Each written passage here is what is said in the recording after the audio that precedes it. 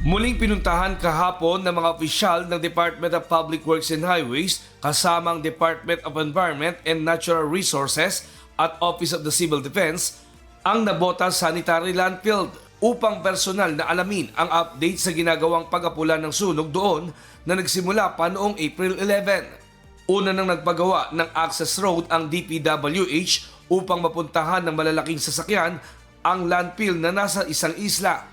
Ito ay upang makapagsagawa ng pagtatambak ng lupa o soil covering na isa nga sa paraang ginagawa upang mapula ang apoy. Kasi talagang hindi biro itong nangyari dito. No? Napakagawa, napakalaki. 44 hectares yung landfill, ang nasusunog siguro halos 90% nun, no? Nung simula. Pero ngayon, according to the estimates, halos mangangalahati na tayo dun sa napapatay nating area. So, nung nakita nga ninyo, hindi ito madali at hindi pwedeng basta-basta lang natin na papaakatin yung mga equipment dyan dahil delikado. No? So, nagpapasalamat ulit tayo sa gobyerno ng Japan kasi nabibigyan nila tayo ng technical assistance kasi wala talaga tayong experience dito no, sa ganitong klaseng mga disaster. Mainit, mabaho at nakasusulasok na amoy. Ganito ngayon ang sitwasyon ng Nabotas Landfill.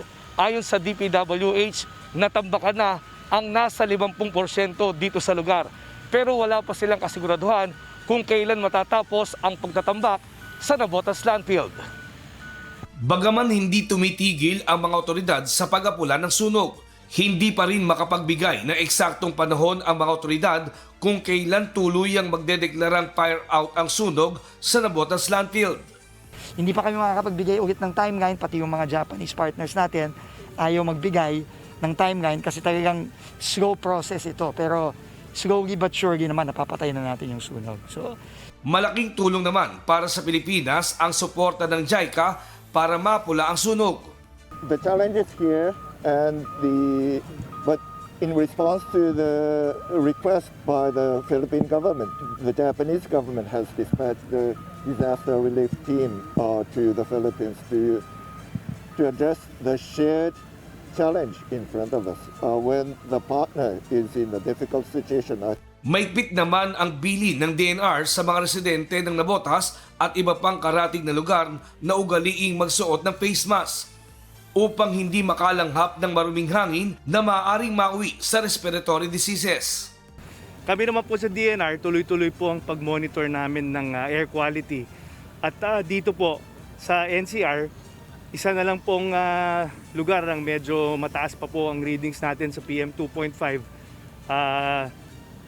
Ang Valenzuela po ay medyo mataas pa. Actually, medyo mataas, 48 micrograms per normal cubic meter ng PM 2.5. So above yan ng national guideline values natin na 35. At yung sa Obandong station naman po natin ay medyo bumaba po siya. It's still above the guideline values, it's 38. Nagpapasalamat naman si Mayor John Ray Chanco sa tulong ng national government sa kanilang lungsod upang mapula ang sunog sa landfill. Makita po natin, kung titingnan po ninyo, napakahirap, napakalawak ng disaster po dito. So kailangan talaga nagtutulungan. At malaking bagay po yung tulong po ng JICA, ng Japanese government at yung mga technical experts dahil ito pong lugar po na to, base doon sa heat map po natin, ito po yung pinakamainit. Nestor Torres, humahataw sa balita ngayon.